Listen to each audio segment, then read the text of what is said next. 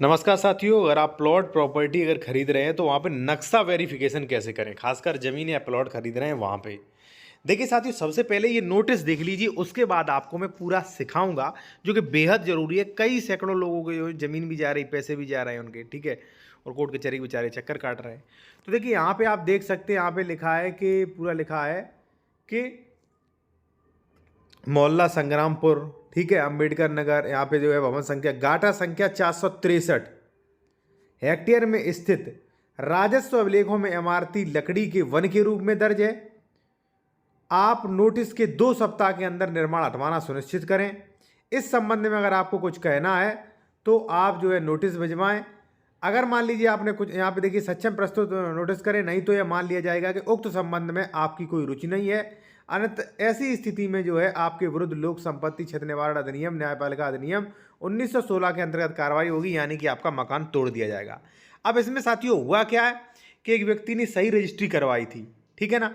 अब रजिस्ट्री करवाई, ये जो गाटा था इसमें करवाई, ठीक है ना, लेकिन कब्जा दे दिया साथियों पास वाली जमीन में, क्योंकि भाई थोड़ा बहुत जो है पता नहीं चल पाता है, ठीक है ना।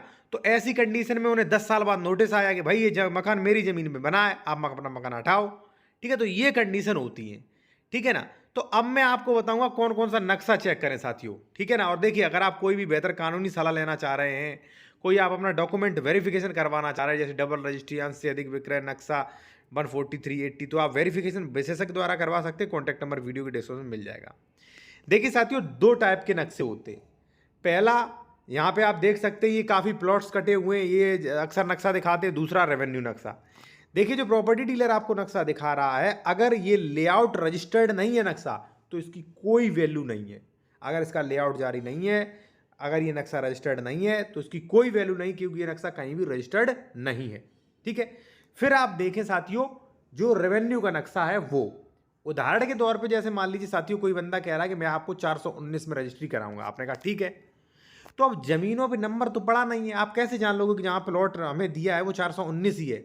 इसलिए आप रेवेन्यू का नक्शा लें, या आप ऑनलाइन निकालें, या आप चाहे मेरे द्वारा भी नक्शा निकलवा सकते हैं। कॉन्टैक्ट नंबर हमारा वीडियो के डिस्क्रिप्शन में मिल जाएगा आपको। ऑनलाइन नक्शा निकालें और ये देखें कि जो भी गाटा वो दे रहा है, जैसे मान लीजिए मैंने आपको कहा 416 में प्लॉट देंगे, तो जहां प्लॉट दे रहा है वो 416 ही है कि नहीं है। पता चले 416 में कब्जा दे रहा और आधा प्लॉट आपका 415 में चला गया। अब पता चले 415 वाले ने सीमांकन कराया 10 साल बाद, उसका आधा मकान उसके में जा रहा है। अब वो कह रहा है हटो, हटवाओ वहां से, वो बुलडोजर लेके आ रहा है, आपका मकान तोड़वा रहा है। तो भाई ये चीजें आप चेक करें भाई, कि नक्शा कहाँ पे है, पोजीशन कहाँ पे है, नक्शा मान्य भी है कि नहीं भी है, ये भी चीज चेक करें। इससे पहले एक चीज और आपको बता दूं, जब भी आप जमीन खरीदें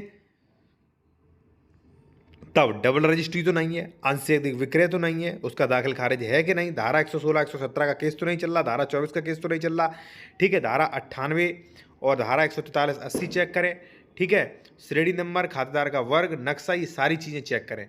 और कोई भी कंसल्टेशन चाह रहे हैं आप, अगर बेहतर कानूनी सलाह लेना चाह रहे हैं विशेषज्ञ द्वारा, तो हमारा कॉन्टैक्ट नंबर वीडियो के डिस्क्रिप्शन में मिल जाएगा, आप विशेषज्ञ द्वारा सलाह ले सकते हैं साथियों। धन्यवाद।